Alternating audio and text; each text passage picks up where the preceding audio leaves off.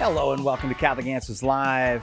Flannel panel today. I am Cy Kellett, your host. We've got Joe Heschmeyer, apologist, Chris Check, president of Catholic Answers, and we're all wearing our flannel shirts. When the three of us get together in our flannel shirts, what do? We talk about the news of the day from a Catholic perspective, and that is what we are going to do today. I've kind of structured the day today. I've structured the 2 hours. We're going to talk about good news, more good newsy stuff the first hour, and more cranky, critical stuff the second hour. Because I feel personally that the cranky, critical stuff makes for better radio. So I want to make you stick around for the second hour. Joe, first of all, Joe Heschmeyer, welcome. Thanks for being here. Thanks for remembering to wear a flannel shirt. It's my pleasure. And I like that you're just laying your cards on the table as a bad person.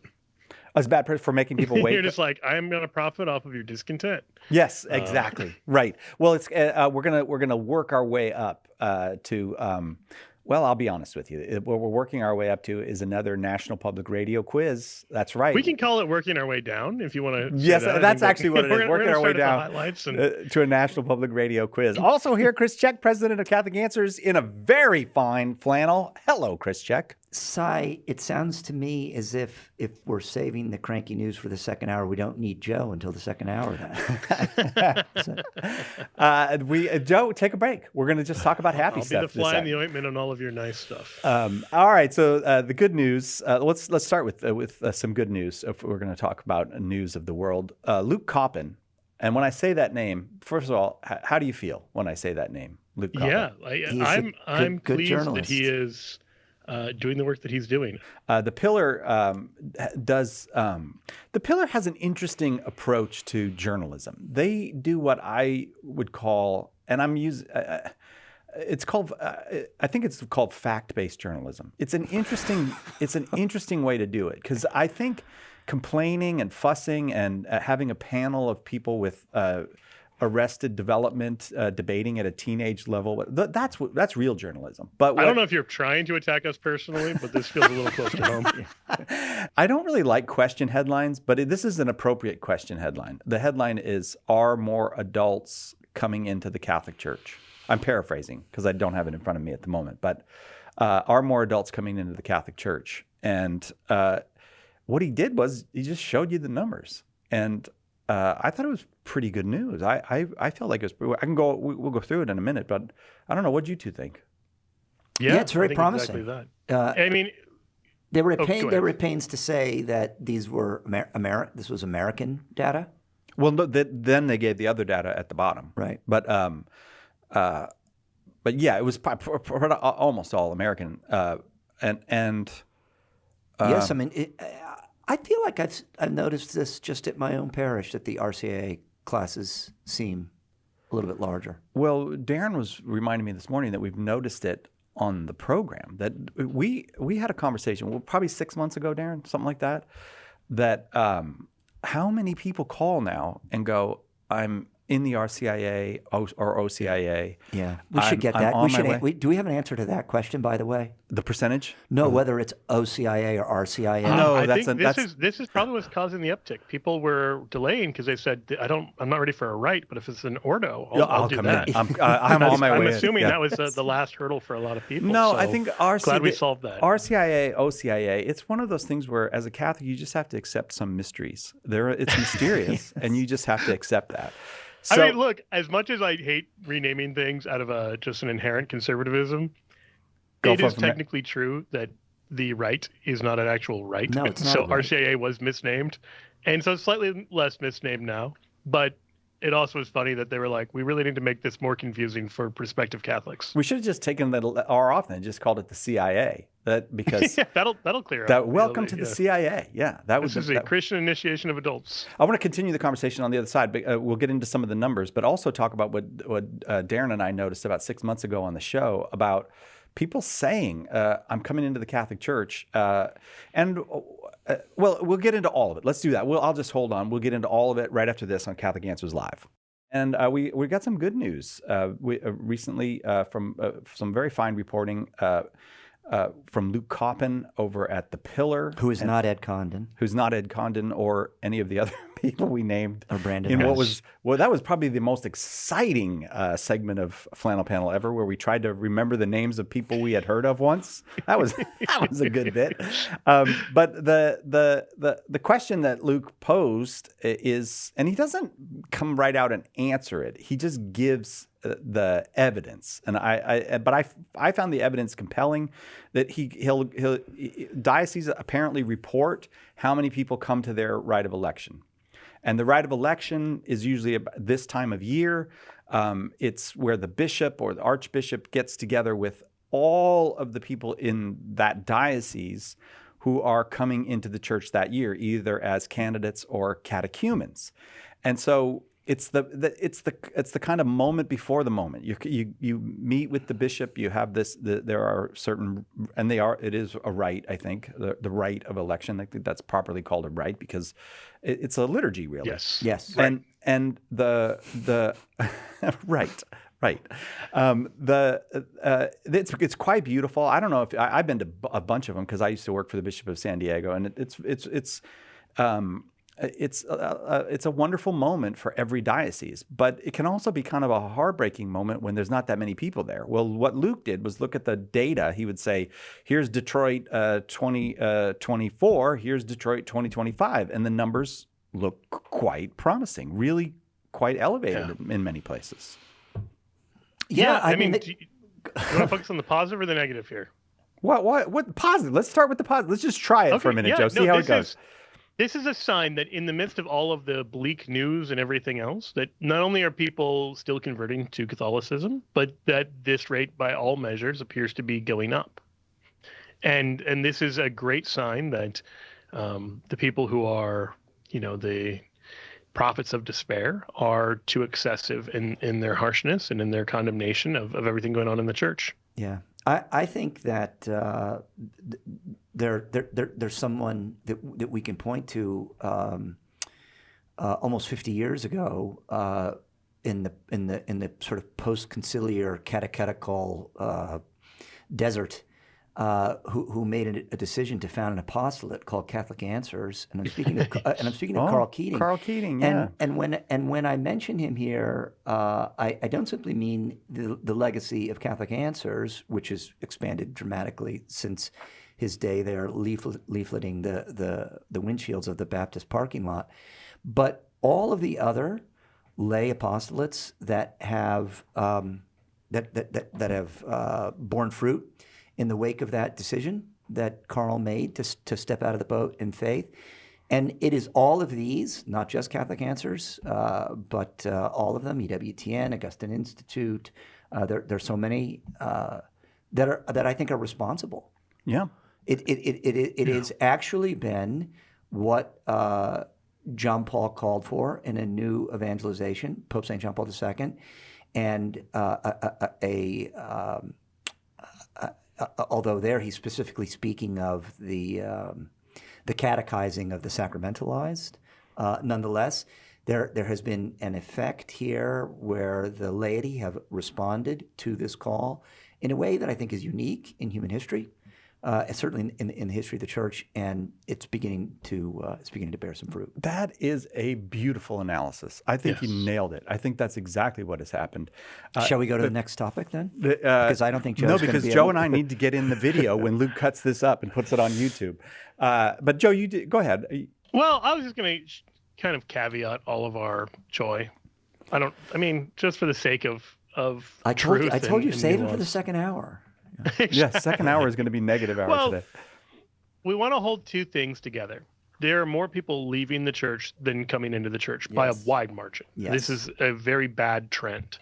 And so what we should see is not, look, we're exploding, we're bursting at the seams, but the hemorrhaging is slowing seemingly, hopefully. Although we're still looking at two different numbers. I mean, if you want to think about it almost like a balance sheet, I know it's a little bit gross as an analogy. You can say, okay, well, profits are up over here, but are the losses worse among, cradle Catholics? Only if you can kind of compare those numbers, like what's that trajectory looking like? Can you have a sort of balanced view of the overall picture? But I think the solution there is just, okay, well, we're not going to try to solve the overall picture right now. we can say something is clearly going well in terms of outreach to non-Catholics, an area where Catholics have not always been great about, reaching out to non-Catholics and converting and doing all of the things Jesus calls us to do. And so there are definitely green shoots, even if there are still some downward, trajectories elsewhere. I think Joe's comments here merit some more consideration. I agree with everything he said, because this is a measure of specifically non-Catholics coming into the Catholic Church. Right. And the other measure that Joe mentioned is people who are already in the Catholic Church leaving it, or at least discontinuing their active participation therein. So what are the principal means of outreach to non-Catholics? And these are things that, to me, exist, as I said before, because of the efforts of laity. Because absolutely. If the USCCB has a formal and effective program of outreach to non-Catholics, I'm not aware of it. Or if the San Diego Diocese does. But I do know that Catholic Answers and all these other institutions, I don't mean to keep tooting our horn, though I believe a lot of great work has been done by the cooperation of the Holy Spirit, by the staff of Catholic Answers. But this is the effect of the faithfulness of the laity working in the apostolate. But I want to suggest three. Sorry, go ahead. Sorry. I appreciate that, Joe, because I want to say something that I not to correct anything that you just said, but to avoid an error that I think a listener might make here and there. There is not a competition between the laity and the clergy in this regard. 100%. And you're totally right. And I'm not suggesting that. And I want to give an example. I can't forgive people's sins. There's not going to be. You need to work on that. There's especially Joe. See, that's why he gets in the videos and we don't. Especially knock it off, Joe. Yeah. Well, here, let me give you an example. I'll be in that video because I set him up there. That was a softball. That's how you get in there. 7 times, 77 times. So, we go out and it's a great privilege to get to go. And I know you both get to do them. You go to the gala for the local Catholic radio network or the Catholic radio station. Yes. Just a week ago, I'm in Minnesota they're doing one for Real Presence Radio in Duluth, Minnesota. 2 bishops, tons of priests come to the gala. The bishops are, they don't just get up and say, bless everybody in some perfunctory way, but they talk about how this is what we need to be doing. They ask people to give their money. So there's this partnership between bishops and laity in these things. And Minnesota, by the way, is having a total moment. Is it really? Now. I didn't know that. The Upper Midwest, you've got Father Mike Schmitz, you've got Bishop Cousins, you've got Bishop Barron. Archbishop Hebda. When you think about I was there. There's so much stuff going up in the tundra north. You're just like, how can anything good come from Minnesota? And apparently, at least good bishops can go there. That is not the Bible quote. Can anything good come from Minnesota? That's close. It's not even close at all. Minnesota's the Nazareth of America. No, is it really? No, actually, Detroit would be the Nazareth of America. But you go to go to Real Presence Radio or Iowa Catholic Radio or Spirit Catholic Radio or Guadalupe. I hesitate to mention them because there's so many people doing amazing work. There is a fired up community of people who's all they're trying to do is share the good news with other people. Like there's no ulterior motives. This is the church in action. This is what the Second Vatican Council called for. This is what's his name? Oh, the Messiah, the Lord and Messiah. Yes. What did he say when he said, go and make disciples of all the nations? Go ahead, Joe. Yeah, well, I was just piggybacking on that. What I was going to say is you think of it as 3 forces working together. You have this role of the clergy, the bishops and the priests, but they have a duty to take care of the already Catholic. And as a result, this occupies, and I think even appropriately occupies, a lion's share of what a diocesan bishop or priest is doing. The second factor are going to be ordinary lay people. And we are commissioned explicitly by Pope John Paul II to go and make disciples. If it wasn't enough that Jesus told you to, John Paul II and Christi Fideli Laici says you go to the laity, that it's not enough to just trust Father's going to do it. Right. Because Father realistically can't do it. And the challenge I always give people when I'm, speaking at events and talking about this theme is I say, okay, by show of hands, how many of you have a friend or loved one who is not Catholic, who you know well? And everyone's hand shoots up.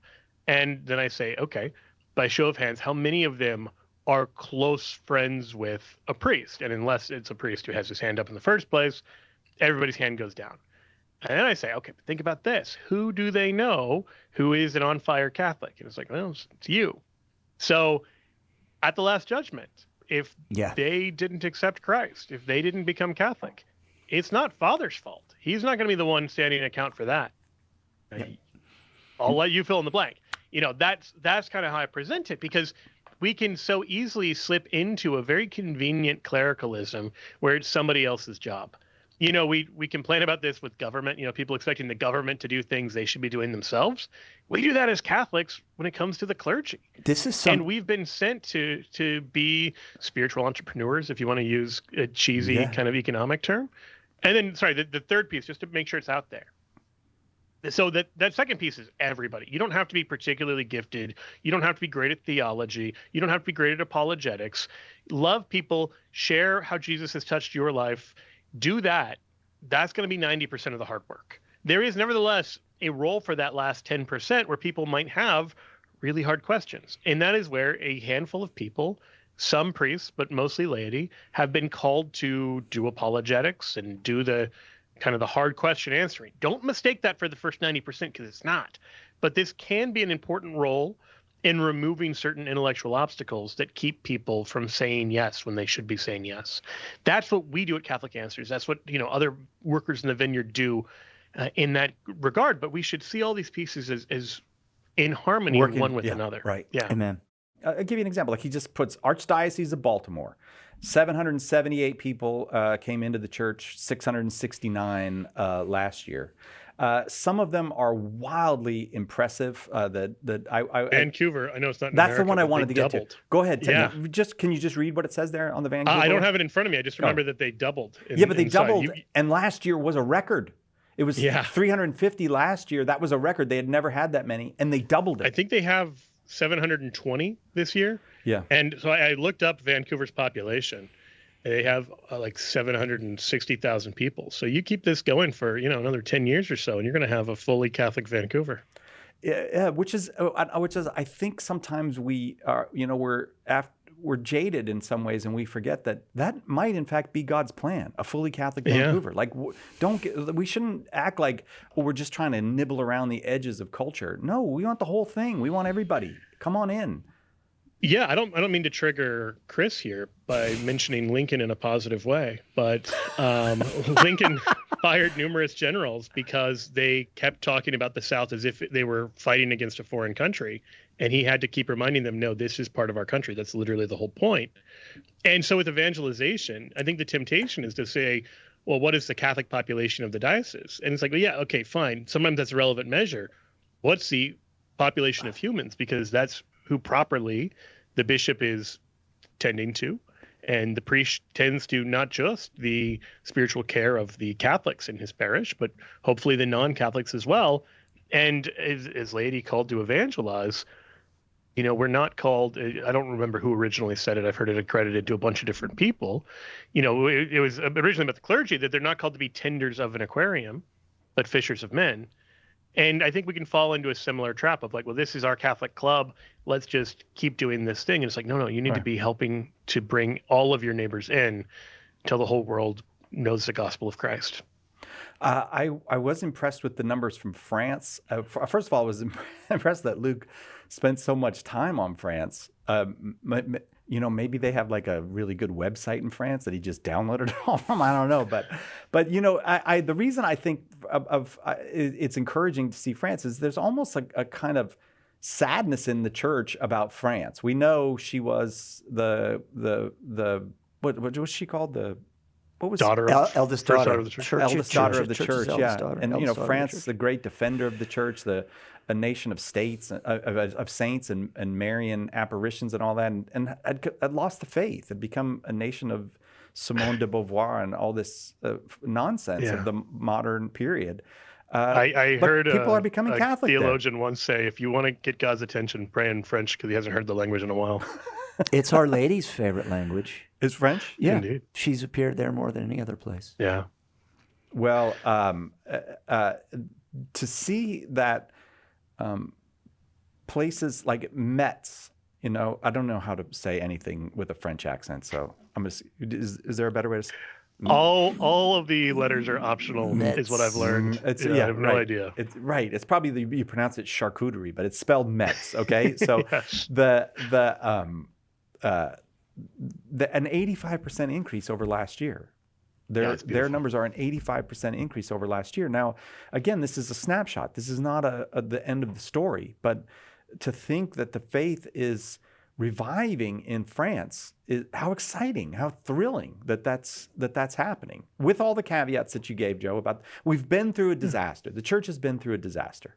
The disaster is related to the sexual revolution. It's related to our own sin and corruption. It's related to the industrial revolution that sent us all indoors and isolated us from one another. And a million things are involved in the disaster of the church that has befallen the church in the last 70 years. But I guess what I'm saying is, are we seeing some green shoots?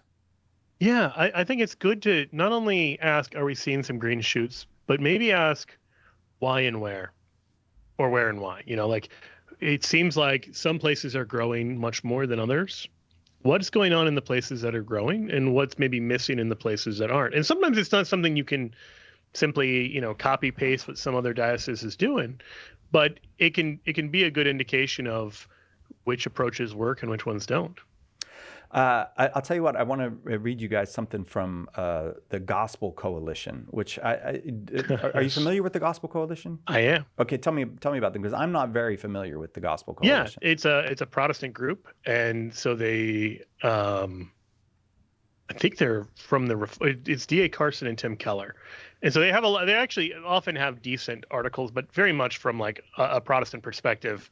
So it's often thoughtful stuff, but I find myself disagreeing pretty frequently. Well, here's the headline from I'm glad you gave us that context, because this headline screams Roman Catholic apologetics. Oh, yes. Have you seen this headline? I have. Roman Catholic apologetics is surging online. Intended audience? Protestants.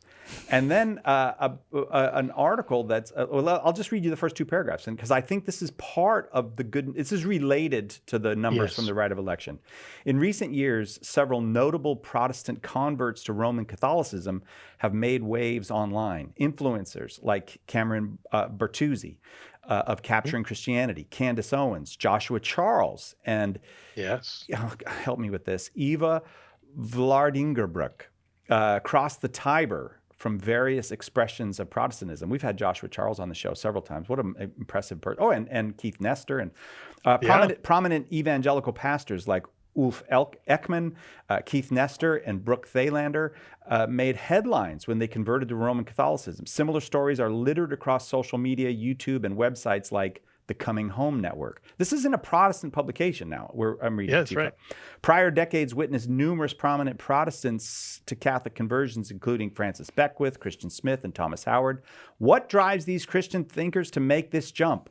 Several theories could be explored, but one factor might concern the surprising savvy of online Catholic apologetics, particularly on forums like YouTube. What do you make of that? I was a little hurt that we weren't singled out, but I'm really, think about it this way. For decades, maybe if you want to say centuries, Protestants, and not all Protestants, I don't mean to speak universally here, but huge evangelical efforts within Protestantism have been not going after people who've never heard of Jesus Christ, but picking off Catholics from the church. Right. I mean, just yesterday, I was watching a video of from Ryan at needgod.net, and they were talking about the mission project they have to the Philippines. And it's like, Indonesia, the world's largest Muslim country, is next door. You could go there, but instead you want to focus on Catholics' interest. And so for decades and even centuries, they've been picking off Catholics with arguments that sound good but are often false.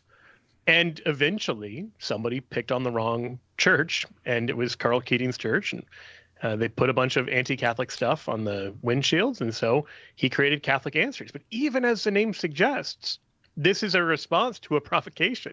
And it turns out the Catholic responses are better than the Protestant arguments. And so Protestants, reading this with a fair mind, are saying like, wow, I didn't know any of this stuff. I'd been taught you guys believed X, and it turns out you don't. I hadn't realized Scripture actually teaches Y.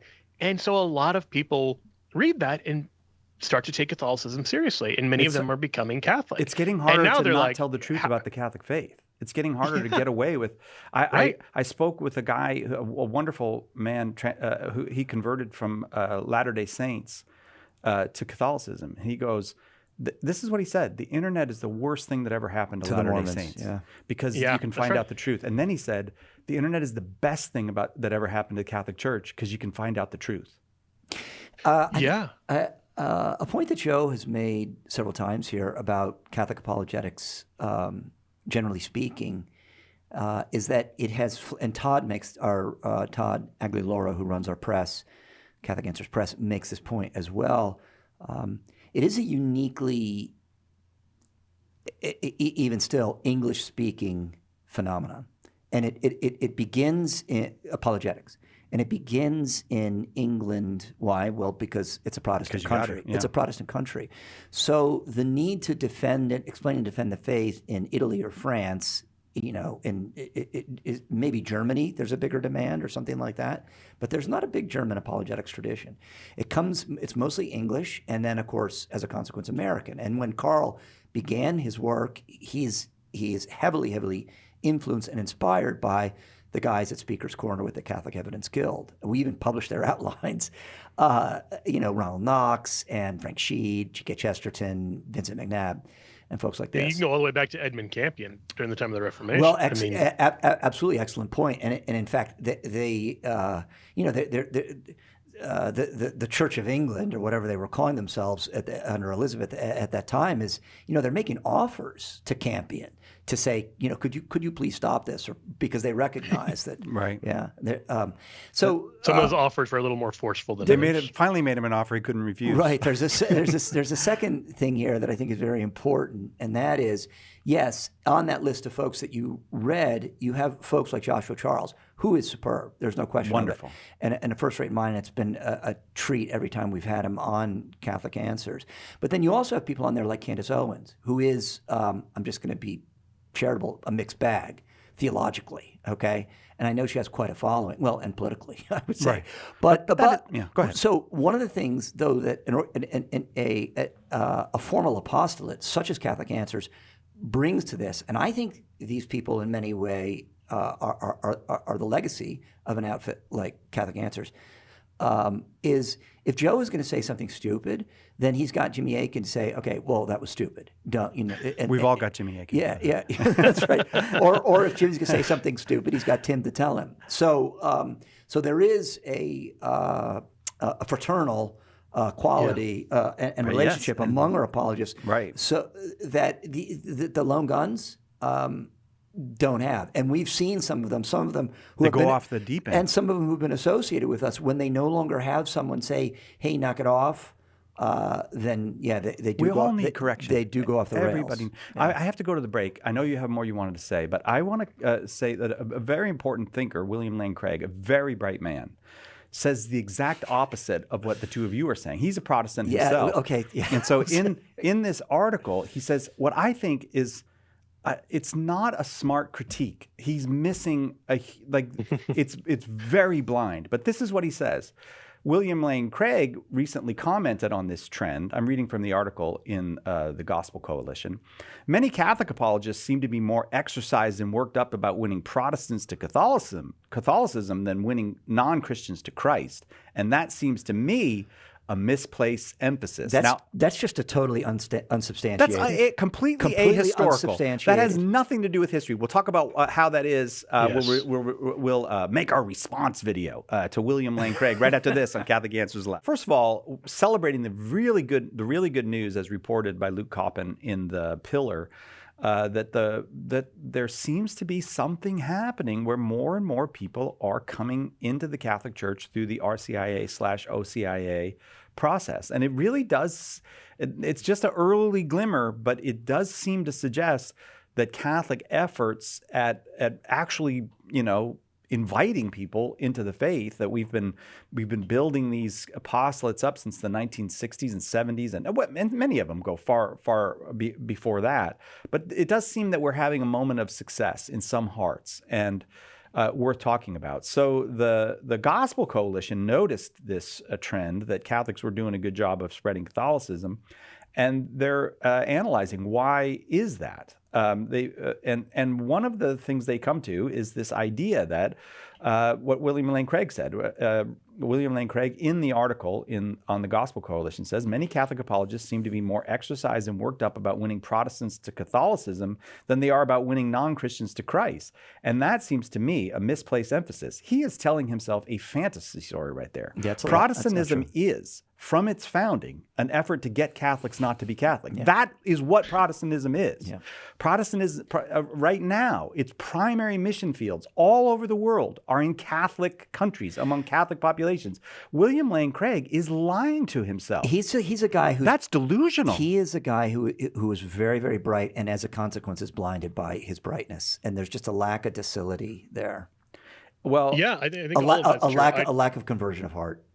We want every single person in the Catholic Church. We make no bones about that. The only reason we want that, it's because it is an institution, the only institution founded by Christ himself for the purpose of bringing every person, nation, creature, and thing back to proper relationship with God, back to friendship with God. That's why we want people in the Catholic Church. Do we want Protestants? Are we specifically reaching out to Protestants? Absolutely, 100% yes. But do we want every Hindu, every Buddhist, every secular TV commentator, yes, we want all of them. Even the people at NPR, They should be in the Catholic Church, not for our good, but for their good, because God loves them. This reminds me of some of that stuff that was popular in the 90s when Father Richard Newhouse was still writing up manifestos with people, and it was, we're not going to have sheep stealing. We're going to have a united effort in the culture war, or whatever it is they were, pro-life or something like that. And to be sure, I'm happy to link arms with Protestants in front of the abortuary. But let's not make any mistake, and I think you've said it exactly well. We want everyone to be Catholic. Yeah, we want. And we don't lie about that. So we believe that Christ established one church, and that he wants everyone to be part of that church because he prayed that we'd all be part of one body. Okay, so if that's true, then we are called to bring everybody in there, not to say, yeah, Jesus, I agree with you, but I'm going to actually disagree on this on Protestants. We'll leave them outside. That's not acceptable. Now, the idea like we'll all just do our own denominational thing is a Protestant idea, right? Like Methodists don't think everyone needs to be a Methodist. Baptists don't think everybody needs to be a Baptist because they don't pretend to be the one true church. They can't possibly make that claim. And so what Craig is upset about is the idea that the Catholic Church believes it's the church founded by Christ. Yes. That's the whole reason we're having this conversation. Right. Now, the second thing I'd say, as Cy already said, it's not as if there aren't entire Protestant ministries that are aimed at targeting Catholics. They exist. And even outside the abortion clinic, Abolish Human Abortion won't link arms with Catholics. And I've been to multiple instances where we were praying outside an abortion clinic, and then the folks from the fundamentalist group with the loudspeaker, instead of denouncing the people murdering children, denounce us for, praying the Divine Mercy chaplet because it has a Hail Mary in there.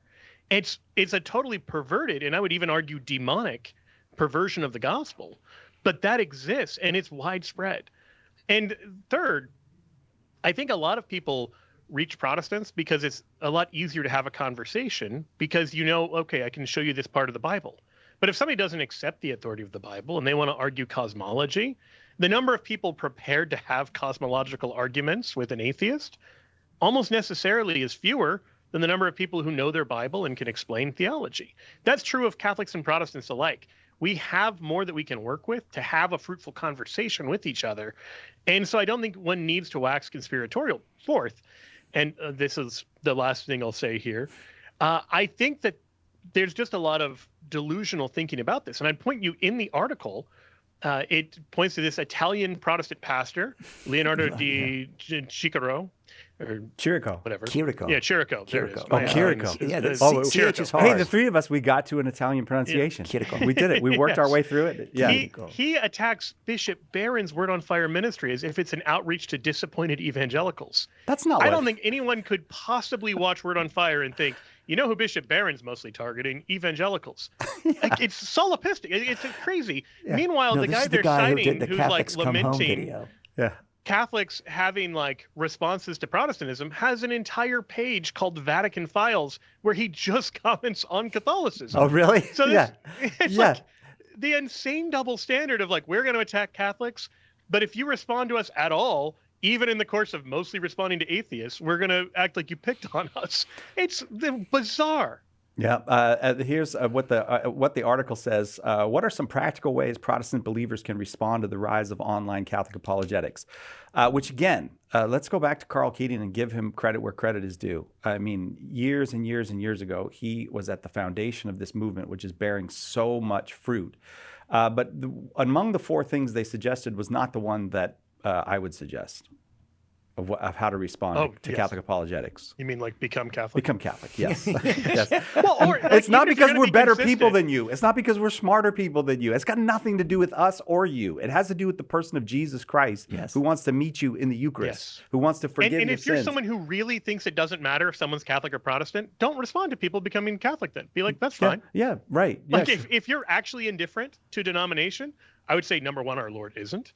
But number two, if you are, then let people become Catholic and don't get worked up about it. It's true. If William Lane Craig sees a Lutheran become a Methodist, I don't think he gets exercised about that. Right. Yeah. No, right, Yeah. right. But Because it's all mere Christianity. But it didn't follow that principally. Like if someone says, I don't think Catholics are Christians, then fine. You can see why each side would care about that. But there's something that it strikes me as disingenuous about saying like, hey, it doesn't matter if you're Catholic or Protestant, but don't become Catholic. Then I will say this, they did a dangerous thing at the end. They mentioned 4 Protestant thinkers that you can watch on Yes. YouTube. And you know why that's dangerous? Because next year, those people might have figured it out and come into the Catholic Church. Again, this is not some form of triumphalism. What are you protesting against if you're Protestant now? What's left to protest against? It's obvious. It seems to me it's obvious now that after all these years where the Bible came from. You can all these lies that have been told about the Catholic faith worshiping saints or Mary they've been debunked a million times online in videos that you can watch anytime you want. What are you protesting against? Come back where Jesus come back to what Jesus founded. He wants you there because he loves you. Yeah. I mean, I would even add like the 4 YouTube channels I recommend. It's Gavin Ortland, who's a Reformed Baptist, who doesn't agree with Dr. Jordan Cooper, who is a Lutheran, who doesn't agree with Mike Winger, who is an evangelical, who doesn't agree with Wes Huff. Yes. I mean, Yes. it's 4 people who don't actually preach the same thing and just saying like, hey, don't listen to what Catholics are saying. That's like a single coherent theology. Listen to these 4 disagreeing voices instead. Right. Some say John the Baptist, some say one of the prophets. And it's like, no, like Yeah. there's error is diverse and contradictory. Truth is united. I mean, literally, Gavin Ortland's channel is called Truth Unites. Where do you find a church proclaiming a single vision of the truth? Yes. And it's just remarkable. Last thing, I know I'm going long on this. Mike Winger is quoted in this accusing Catholics of lying about Catholic teaching to try to get Protestants to become Catholic. And I would suggest the humbler approach is to say, maybe Catholics understand Catholic theology better than you do. And the reason that, the arguments Catholics apologists are making don't agree with your vision of Catholicism isn't because they're lying, but because you've been spreading falsehoods about the Catholic Church. Right. Your vision of it was not true. And one of the things I do love about Trent Horn, I've loved it for years about Trent Horn, but you too, Joe, all you guys, is this sense that we're not trying to cover up the sins of the Catholic Church. Like we get it. Like if you're looking at the Catholic Church going, oh, I don't want to belong to that. Look at what a mess that's been throughout history. Yeah, that's a perfectly reasonable response. You have to work your way past that. Christ himself prophesied that the wheat and the chaff would grow up together. If Christ himself prophesied, don't look for something better than what the Lord himself prophesied. But I don't, like they go, well, part of this article is, well, in the 16th century, the church needed reform. Like we shouldn't forget that. Yeah, in the 12th century, the church needed reform too, but it wasn't. In the 21st century. I mean, it's constantly the case. Semper Reformanda is perfectly valid as long as you realize reform isn't, if I say I'm going to reform Catholic Answers and my reform is I leave and form some new group, that's not an actual reform. That's a break. It's like the reformers are not actually reformers. They're not reforming the church. Francis of Assisi is a reformer. Right. The rebels. These are revolutionaries. Yeah. Like, there's a reason we don't call it the American Reformation when we broke away from England. Ava Vlardingerbroek. Did I say it right? I messed up that name so bad last hour, and Darren was familiar with it because a lot of those people he is seeing about getting them to be guests on our show. Fantastic. Why do they have really hard names up there in the above the Arctic Circle? All people that live above the Arctic Circle, no matter where you go, they have really hard names. Is that above the Arctic Circle? Oh, she's Dutch? Oh, yeah. Is it above? Yeah, that's a geography question that I sadly don't know the answer to. Where is Dutch? Where's Dutch land? Where's Dutchy? What's it called? Okay. All right. All right. It's time for that. Now that I have shown my shining intellect, it is time for us to go to National Public Radio. Aren't we going to Amsterdam on our cruise? Is that in Dutchland? Is Amsterdam in Dutchland? Is Amsterdam? Where's Amsterdam? It's like in Holland. It's down low. It sounds somewhere Sweden, low. I associate the word low Scandinavia. It's the capital of the Netherlands. It's the capital of Netherlands. I was like 90% sure, but I had to double check because I get the Netherlands and Denmark confused. Here's my Danish and Dutch. Do the Spanish still run the Netherlands? I don't think the Spanish still run Spain. I think they're having some trouble with that. So we'll see. I don't know. So therefore, where Amsterdam is the capital of the netherworld, you said? Is that what you said? I didn't hear. Something like that. Low countries, netherworld. Okay. So, yeah. National Public Radio. What can one say about National Public Radio? On the air? What can one say about them that they haven't said about themselves? National Public Radio here in the United States, for our international listeners, I always feel like I need to kind of explain National Public Radio. And I've come up with this. It's like the BBC without the commitment or the education. I don't know how. Or the cool accents. I don't know. They have their own, not accent, but their own cadence at least. Yeah, it's the uptalk. It's the Central Valley uptalk. It's it's like Americans spend millions of dollars to have smug people tell them why America's bad. Is that a good description of National Public Radio? It seems accurate. Anymore, I mean, and look, people of a certain age may remember when NPR was a really great source of information because of its model where it's not profit driven.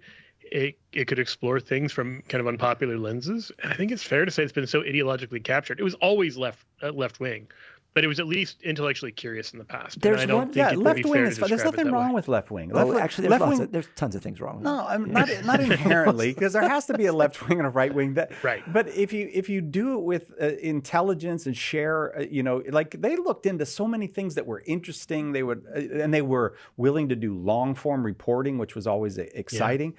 And now I don't know. There is one guy. If you're young and you do want to have a sense of just a sense, not a complete sense, but a sense of what NPR was like when it was more intelligent in the 70s and 80s. Scott Simon on Saturdays. He still does it? He does the morning program on Saturdays, whatever that's called, morning edition. Weekend edition. Weekend edition. Oh, yeah, right. And he is of that. He's more like that. He must be in his age. I don't know how. They were always kind of Ivy League-y. They had this kind of... He's 73. Okay. His wiki right here. Yeah. But there's nothing wrong with being Ivy League-y. Now you're going to say, yes, there is. That's an ontological category. Lots of things. All right. National Public Radio, All Things Considered program did a story on a deep divide among religious people in the United States. So here's where the quiz begins. What divide are they concerned about? I'm going to give you three options. What divide is National Public Radio reporting on among religious people in the United States? A, whether we should transition transgender teens. B, how do we respond to the Trump administration? Or C, what is the proper care for migrants? Once again, it's an ABC question. It's all three. I didn't want to make this one too easy. What dividing all of the above? Dividing Christians did National Public Radio decide they needed to report on? Whether we should transition transgender teens, how to respond to the Trump administration, or what's the proper way to care for migrants? It's A. I think it's A.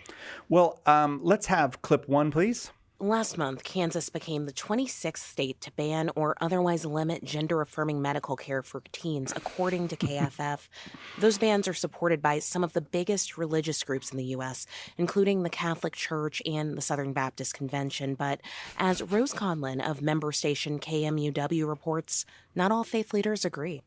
Well, not all faith leaders agree is not news, okay? I don't know why we're reporting that. But I was so distracted by the fact that her voice seemed to be coming exclusively through her nose. Right. Well, but this is what I like. I did not want to make this easy on you guys, but I wanted to test my theory, which is every story on NPR is about transgenderism now. Because if you can get someone who's with you on transgenderism, all like B and C go with A. Right. Yeah, right. Like They're not A is the furthest left. Yes. Saying like Donald Trump says things that are bad is not a particularly controversial political stance. Saying we should be kind to migrants, not a particularly controversial stance.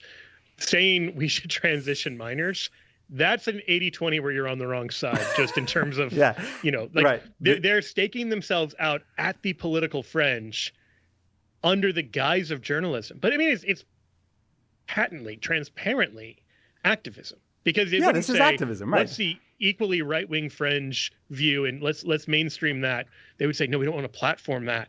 So they're intentionally platforming, to use the obnoxious parlance of the day, these what are honestly extreme views as measured by not just American politics, but take European politics.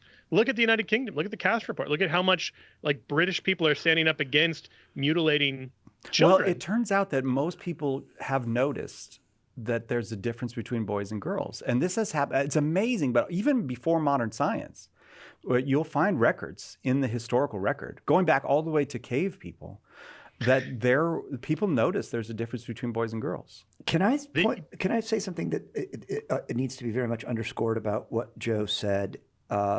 This has been part of the playbook for more than a century. It's to stake out. It isn't to say how can we come to terms, or here I am, here are you. Where do we have some common ground? It is in fact, to stake out the most extreme position, and in so doing, slowly and continuously and steadily move the conversation in that direction. Right. And it was Herbert Marcuse who proposed this, and others like him, and they've been doing it ever since. The reason I take a minute to repeat what Joe said here is because it shows how, in many cases, it's just not fruitful to attempt to have conversations with these people, because they're not, in fact, interested in where are we going to find some common ground. But that's right. We are so far out here, and we're going to continue to, because if we can get you to agree to this, then you're in on all the rest of it, on all the other things that we want. And that is the definition of activism. That is not journalism. All right, I'm gonna tell you what. I'm going to do a cliffhanger question. I'm going to give you. I have another multiple choice question for you about this urgent and important report from National Public Radio on how not all religious people agree on everything. And the hero of this story about transgenderism is a rabbi who draws on the Torah to help people understand what they owe God.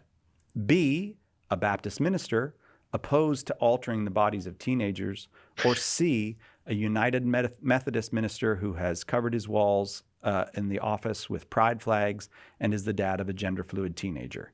Who is the hero? Don't tell me your answers, you went gentlemen. to an easier one after Don't the harder one. tell me, gentlemen. Is it the rabbi? Is it the Baptist minister? Or is it the United Methodist minister? We'll find out right after this on Catholic Answers Live.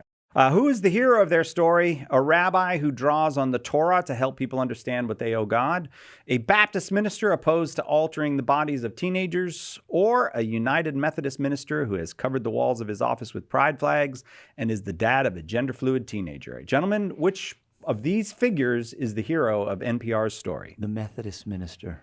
Yes, I think pretty clearly. Well, prepare to be shocked, gentlemen. Play clip 6, please. Back at Grace United Methodist Church, Mackenzie's office is decorated with rainbow flags. Like many Americans, his perspective on gender identity is shaped by his personal relationships. In his case, being the dad of a gender-fluid teenager. This is what I would refer to as manipulation, again and again and again. And I'll tell you something, just to fast forward, the story ends from the perspective of the gender-fluid teenager, which is an NPR trick. First of all, because we're not going to attack that teenager. We're not going to. That's an unimpeachable witness. Like, you can't. If you do attack a teenager, you're a jerk. So obviously we're not going to do that. But I will point out that that's manipulative. What you're doing is humanizing one side of the story so that you can dehumanize the other side of the story. Anybody who is opposed to this poor teenager is the jerk of the story. Yeah. I want to just point out, on NPR's own website, they have an article. It's an opinion piece by Elizabeth Jensen, the NPR public editor, called "Who Gets the Last Word?" Recognizing that whoever you give the last word to, this is a power, because it's kind of the thing that you're leaving people with, right? Like, yeah. So when you say, if you want to know somebody's bias, you should often just look and see who did they give the last word to. Yeah. And then also how sympathetic or unsympathetic, how smart or how foolish are the people chosen to represent the two sides. Now, I haven't heard this piece. I don't even know if they bothered giving a second side, or if they just vaguely said, like, Catholic Church bad, and then just said, look at all these really sympathetic figures on definitely not our side. We're just reporting the news. They did report the Catholic position. They reported it, and I'll have to paraphrase, but it's basically the Vatican opposes gender-affirming care. I think that's almost word for word. So that you're stuck with this. That's all they said about it. But they had a very articulate guy from the Baptist, I don't know, whatever the political, advocacy arm of the Baptist church is in Kansas. And he did a good job. He said, look, love is, his basic point was, it's not love to allow people to live in untruth and we're not loving people by letting them encourage teenagers to live in untruth that will, alter their bodies forever. Good on him. And he did a good job. I thought he did a good job. So it was like all that's in the middle, and then we go back to what the story's really about, which is if you disagree with NPR, you hate this teenager who lives in Kansas. Yeah, it's a nice left-wing sandwich. We're going to start with here are the good guys, and then you got to have a little bit of conflict in Act 2. So here are the bad guys who want to oppose the brilliance of what we believe in, and then you end with the sympathetic story about the protagonists. Yeah, I'm reminded here, even the use of like Vatican in the kind of pejorative way that it comes up in these stories. This is a bit of a deep cut, but the 1949 book American Freedom and Catholic Power by the left-wing journalist from The Nation. Paul Blanchard. That is not kind of a deep cut. Really? Did you just say the 1949 book and then it's kind of a deep cut? Yeah, that's almost Paul a century old. Was this beloved, like leftist, kind of liberal, but I think even more than liberal, just like left-wing. But he was obsessed with the idea that Catholicism, that America had a Catholic problem because of this alien control by the Vatican, that it was un-American to be Catholic. And we often associate that with like fringe elements on the Protestant right. But the atheistic left has long had a version of this as well. And so I think you should recognize when they tee up what is frankly often xenophobia, you can call that out as like, okay, don't do that. That's gross. Yeah. All right. So this next one is not a multiple choice question. All right. All you do is finish the sentence. The reporter is going to start a sentence, and I am going to ask you to finish the sentence. So it's a little more open ended. Let's have clip 2. Here's the reporter, and you're only going to get the sentence up to a certain point. It'll stop, and I want you to say what are the words that come after that. Mackenzie is a lifelong Republican and was raised in a church that taught homosexuality and gender diversity are counter to Christian teachings. But Mackenzie says, no, we cut that too early. Oh, we cut that too early. Okay, maybe we didn't cut it. No, maybe we didn't cut it too early. I was thinking of the wrong clip. So Mackenzie says he came to believe something. So that's. I think we did want a few more words there. So it ends with, so this guy was a Republican and he was raised in a church that says homosexual acts are wrong. Well, she didn't say that. She didn't. That's not how she said it. But gender diversity. You can't even have two genders in whatever church Mackenzie's from. I know, what a crazy church. Mackenzie church has this ambiguous name. So he came to believe is what was where that was supposed to end. And so, all right. So, what did he come to believe? That Jesus loves all people. That Jesus I loves was all going to people. say that God loves everybody, something like that. That God loves him as he is. Okay, so that would mean, if that's the answer, that would mean that all these Christians who believe that marriage is between a man and a woman, they don't love everyone, or don't believe in gender fluidity or the transgender movement, their belief, by contrast, is that Jesus doesn't love everybody. That's what you're saying. Yeah. That I mean, that would be ridiculous. It'd be hard to believe anyone would be so manipulative as to do that. Because that would be really manipulative if what you're saying is, I used to think Christian things, but then I came to believe that Jesus loves all people. Is that what you guys are saying? Yes. That's how low you think this reporter is going? All right. How did the reporter finish the sentence, Darren? but Mackenzie says he came to believe that all humans are made in the image of God, a belief that has become personal for him. Came to believe. So he came to have a personal. to believe. He used to be a Christian or whatever. I mean, I'm obviously paraphrasing in a negative way, but he used to be one of those Christians that believes in marriage and stuff. But then he came to believe that God cares about all people. Yeah. So I'm reminded here, the great irony of this is one of the strongest points we have in resisting the kind of transgender ideology is that you already are made in the image of God. You don't have to mutilate your body. I mean, so Donald Trump, not exactly State of the Union, whatever his address to Congress is called. I've got the text in front of me. I just pulled it up. He says, shortly after taking office, I signed an executive order banning public schools from indoctrinating our children with transgender ideology. I also signed an order to cut off all taxpayer funding to any institution that engages in the sexual mutilation of our youth. And now I want Congress to pass a bill permanently banning and criminalizing sex changes on children and forever ending the lie that any child is trapped in the wrong body. This is a big lie. And our message to every child in America is that you are perfect, exactly the way God made you. I mean, obviously, we don't want to say that in a way that denies original sin or any of this stuff. Well, you're not perfect, but you're awful you don't good. need surgery. Who's the author of this? That was Donald Trump. Donald Trump. That was Donald Trump. Yeah. Which means we don't know who the author of it is because presidents read. Used to be Joshua Charles, right? For the vice president. He wrote for the vice president. Oh, that's right. Okay. You know, but go ahead, Joe.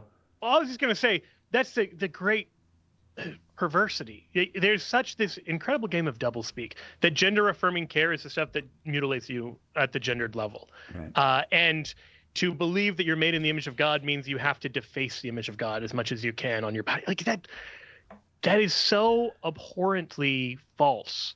Like our message is not if you are confused about your gender, God doesn't love you or you're not made properly. Our message is even in the midst of your confusion, God made you beautiful as a man or a woman, and he chose that, not you, and that his design for you is better than whatever psychological state you find yourself in. I think we can encourage our listeners, Cy and Joe, who find themselves frustrated by this, to make a practice of listening to how the words specifically are being manipulated to mean either to set up this opposition or to mean something that they don't mean what they are. Yeah. Right. So choice is a great example, right? Yeah, which means killing. But That's a very good point. another one. States' rights. No, I'm Well, just kidding. another one that Joe. I'd actually like to come back to Joe's utterly bizarro analogy from the earlier segment, but or simile. But I didn't mean to derail you. it's okay. Another word to be alert to is safe. So we hear about safe spaces all the time. In the National Catholic Reporter, which follows these methods of journalism the same way that National Public Radio does, there was an article about a transgender hermit who was going to come and speak at a Catholic church, but then someone in authority stopped this, thanks be to God. But the poster for the ad advertising the event said, this is going to be a safe space, right? So what that automatically sets up is that anyone who's opposed to this confused man, It's not going to be a safe space for them. yeah, or requires or desires for the people to come to it not to be safe, Yeah. right? Yeah. Which is nuts. Yeah. It's the idea that speech is violence and violence is speech. Yeah, that's a good. But someone should assemble like a top 10 list of words that are currently top 50 being used. You know, we should monitor. Like these are the words that are being used to basically tell you you're not allowed to talk about this.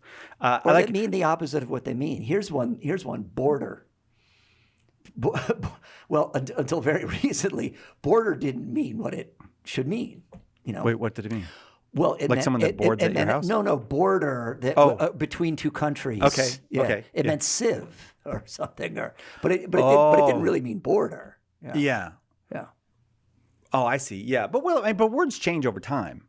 It's that's fine. But the question is there an intentional attempt to use this word like safety or safe space? Yes, right. Or choice. Yeah, to basically to label people. Love. Yeah. So this is a weird thing. Like this is like a cudgel that's used against Christians. Like, well, Jesus taught love. Right. And when I found that out, I realized that all the other things Jesus taught are baloney. Well, that's not how that works. Jesus is love. Jesus not just teach it. He is love incarnate. He is love come among us as a man. So listen to him. Like that's really, really important that you listen to him. This is why the work of our colleague, especially, and I'm not saying the other apologists don't do this, but our colleague and friend Carlo Broussard, who is philosophically trained and insists on using words that we are going to agree what the definition of those words are. And he insists on, these are the categories and let's agree what they mean. Because if we can't first agree on those things. So one thing that you very rarely hear the people at National Public Radio talk about, as Joe has observed already, is what's true.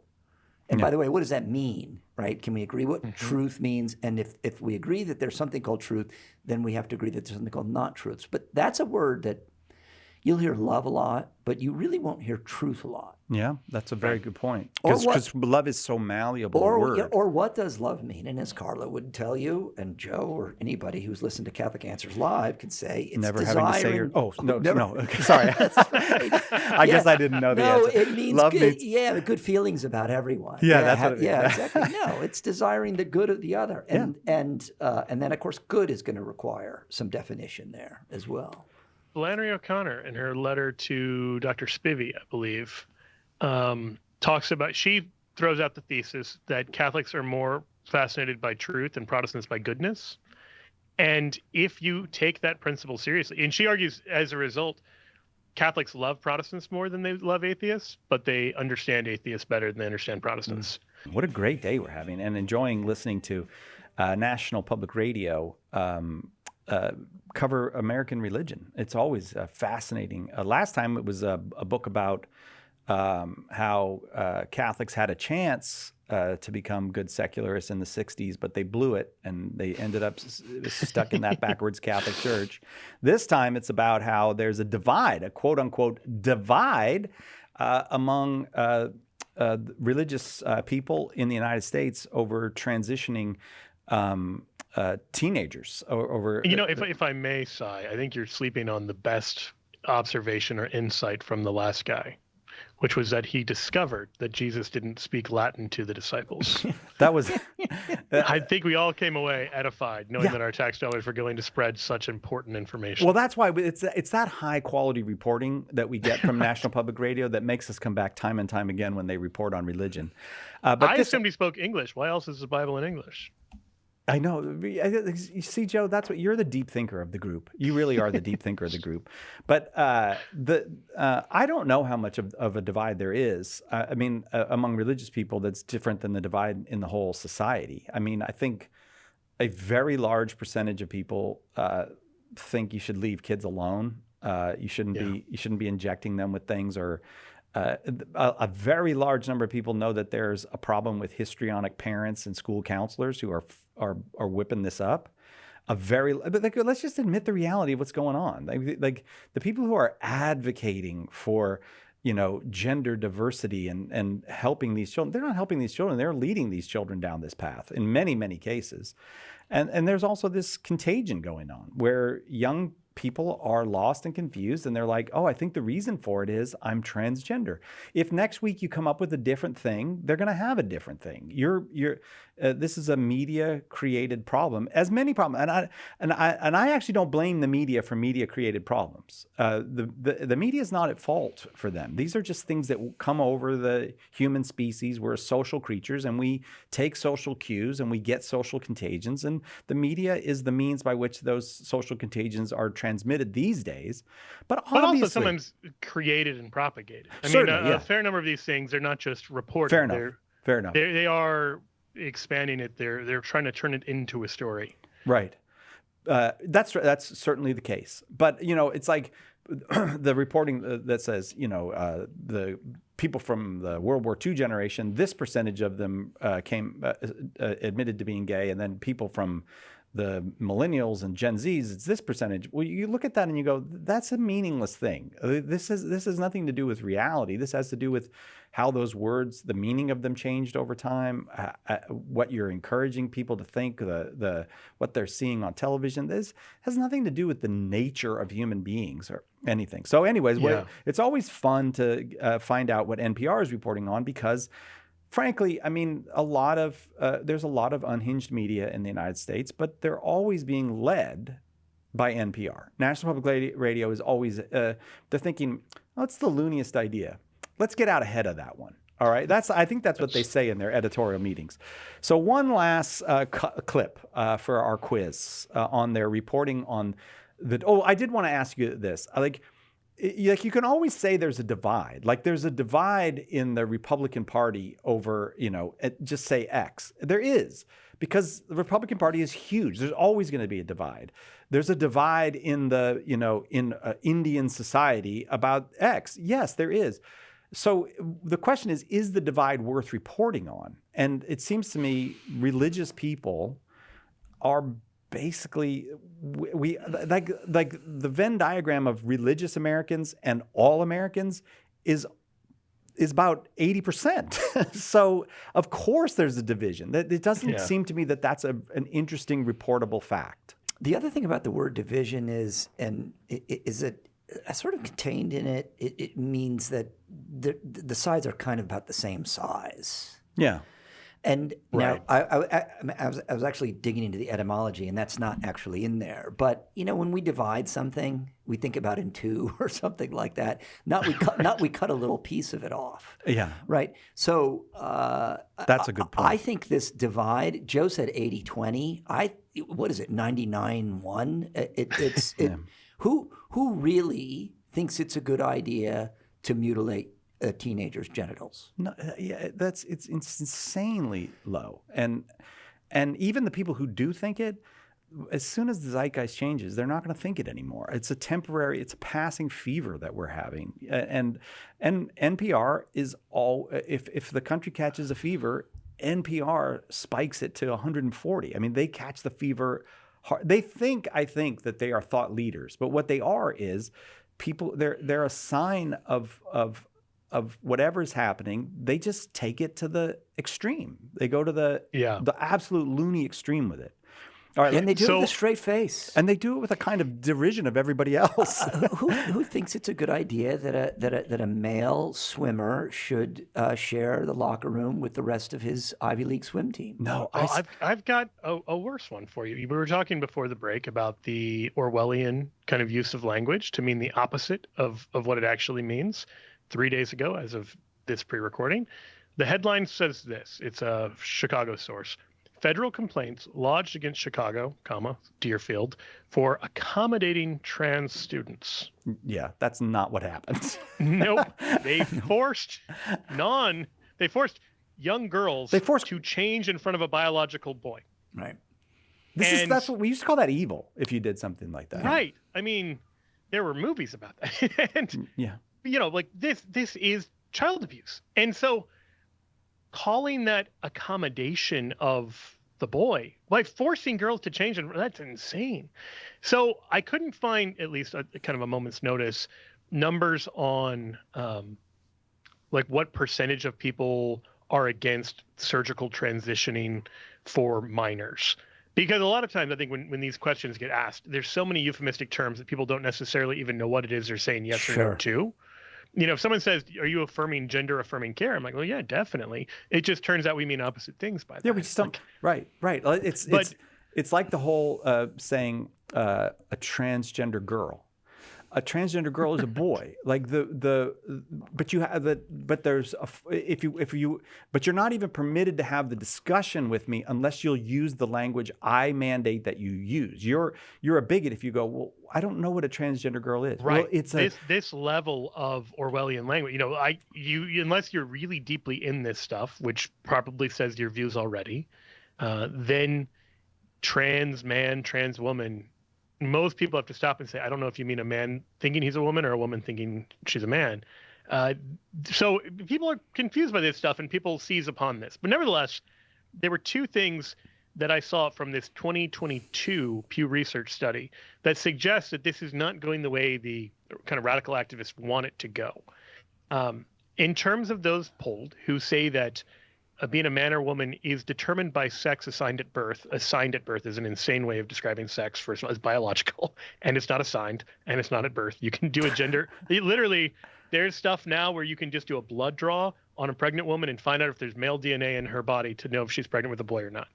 Yeah, That's, right. Nobody's assigning. Nobody's all saying, of that is just well, fake. to It's me- all a made up world. It's a pretend world. Assigned what at birth? No, Edgar's wife said the funniest thing one day. I said, "Are you going to find out at the when you get the ultrasound if his boy or girl?" She goes, "We're going to find out when he tells us what the gender of the child is." I thought that was hilarious because I had one of my sisters asked when my wife was pregnant, when are you going to find out gender? And I said college. Yeah. But people get that it's a joke. But they actually believe this fantasy. They actually think I that. don't think as many people believe it as say, because right. as soon as you're pregnant, even your very left-wing, very liberal, very woke, whatever, say all the right things on trans stuff that's politically correct, they'll ask you the same question if you're going to find out gender. They know. But we see this in the data. So in 2017, Americans were split 54 to 44 on whether sex was assigned at birth whether being a man or woman was tied to your sex or whether it could be different from your sex. By 2022, after years of very aggressive over-the-top activism, they went from being a 44 to 54 minority to being a 38 to 60. They've been losing ground the more they talk about this. Right. Because they're talking just insane nonsense. That's the first data point. Right. Second one. Like talk more. I wish they would talk more because they're exactly. making our argument for us. The more they talk, the more you go, very that's much like not what you right. said about Protestantism in the last hour. Yeah, if you want to have this debate now that the internet exists, you'll find pretty quickly that these accusations aren't true and people can find out the truth. Same thing here.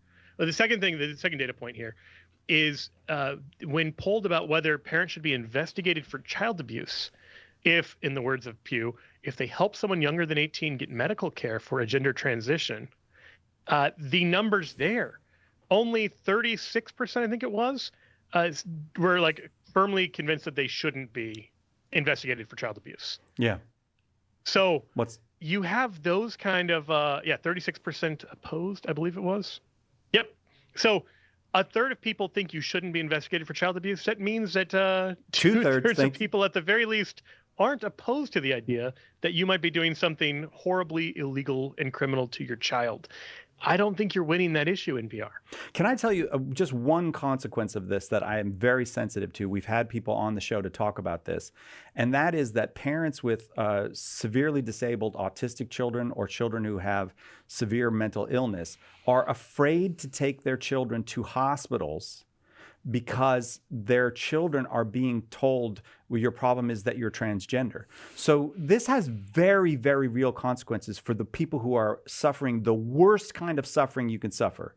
Children with psychiatric disorders are not being treated because parents no longer trust psychiatrists and psychiatric hospitals. And I'm not making this, you look on the internet, there are scores and scores of people who have publicly come out and said, I can't send my kid back to the hospital because the last time I sent my kid to the hospital, they were told they're a girl and they came home thinking they're a girl. Look, if you're creating a situation where children can't be treated for psychiatric disorders, I mean, this is like hell that this child is living in. You're not a good person. You're a bad person. Stop doing that. I think of the millstone. Yeah, yes, right, yes, indeed. right. All right, I got to give you guys the last quiz question from the NPR reporter. All right, so NPR did a report on the divide. It's a completely made up and manipulative report. Let's just say it like it is about the divide among religious people on whether or not we should transition teenagers. So here's the last question. So it's the same as before. You guys have to finish the sentence. So the NPR reporter is going to start a sentence about this transgender affirming Methodist minister who's the hero of our story here. And I want you to fill in the blank of the end of the sentence. And I hope I gave you the right timestamps on this one, Darren. I apologize for the last one. All right, go ahead with, is it clip number 4? Yeah, clip number 4. In the small Kansas town of Winfield, worshipers gather for Sunday service at Grace United Methodist Church. Pastor Charles McKenzie begins his sermon by introducing himself and his pronouns. What do you say? Yes, pronouns.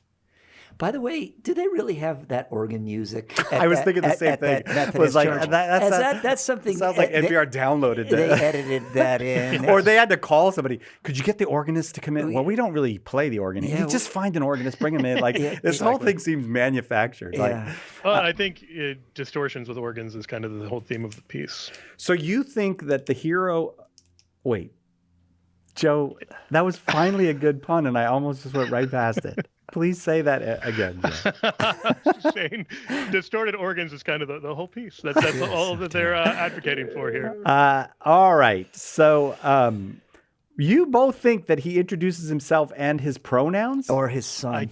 Or his could be his gender but fluid son. I think it's going to be pronouns. Yeah. I don't know. All right. It just seems to me so silly that a minister introduces himself and his pronouns, and then NPR uses that in there. I feel like you guys have just sunk to the depths of silliness now. Play the clip. See what he really introduced. Pastor Charles McKenzie begins his sermon by introducing himself and his pronouns. He, him. I like that. I like that she qualified. He, him. Charles, and said his pronouns. She clarifies. He, him. It's the most comical thing. I mean, look, I've said this before. I'll say it again. There's a whole wing of left-wing activism that is purely performative. It's just about saying the right things to feel good about yourself. You do the land acknowledgement. You put the pronouns in your bio. And it does not help anyone in any way, shape, or form. All it does is it makes you feel like a good person. Yeah, it is gross. And it's ultimately exploitative. I don't have a strong opinion about this, but I have been predominantly convinced that it was good for the Washington football team to let go of that kind of derogatory name it had regarding Native American people. So they changed the name. I have not noticed any improvement in the lives of Native American people. I haven't noticed it's. I'm not saying it's a bad thing to do or anything. I'm just saying that all this performance at a certain point, it's the pretense of change without actually fixing anything for anybody. Yeah.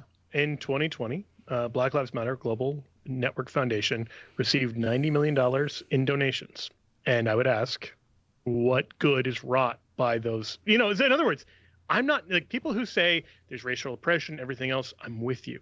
My critique is not that. My critique is, are you doing anything to address the problem, or are you just showing how woke you are to the problems, and that makes you feel like you've succeeded because the real thing you were advocating for wasn't others, it was your own goodness. Yeah. And so you were, widening your phylacteries to show what a holy and righteous person you are by affirming all the right creeds of your new religion. Widening your phylacteries is a perfect reference. That's exactly what it is. It's a matter of widening your phylacteries.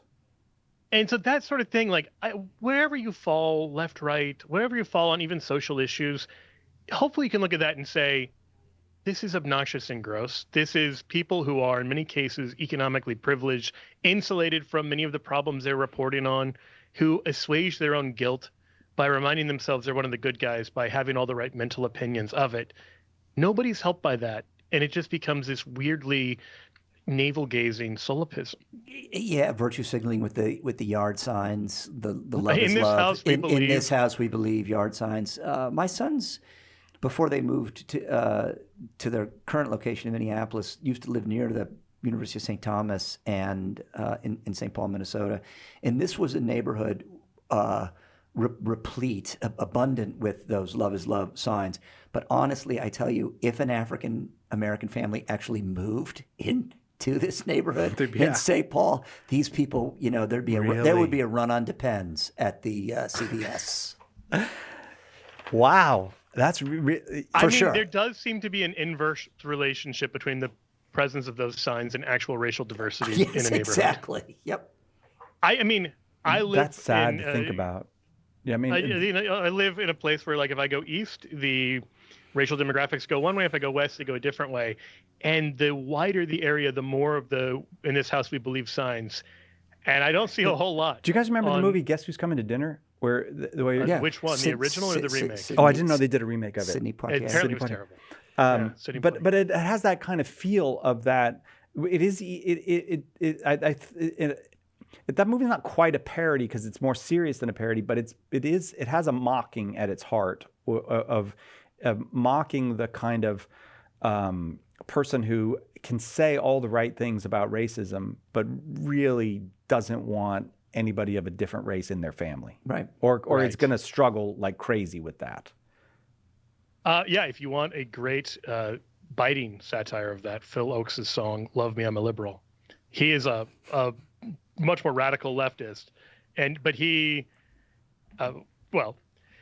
I'll quote you one verse from the song. "The people of old Mississippi should all hang their heads in shame. I can't understand how their minds work. What's the matter? Don't they watch Les Crane? But if you ask me to bust my children, I hope the cops take down your name. So love me, love me, love me. I'm a liberal."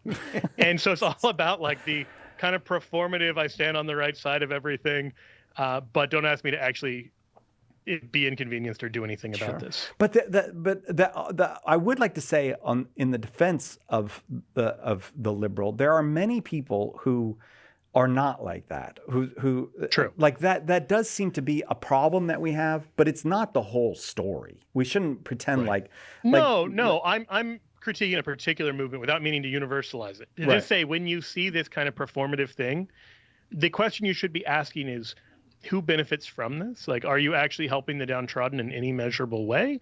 Or is the point of this to tell us how amazing you are?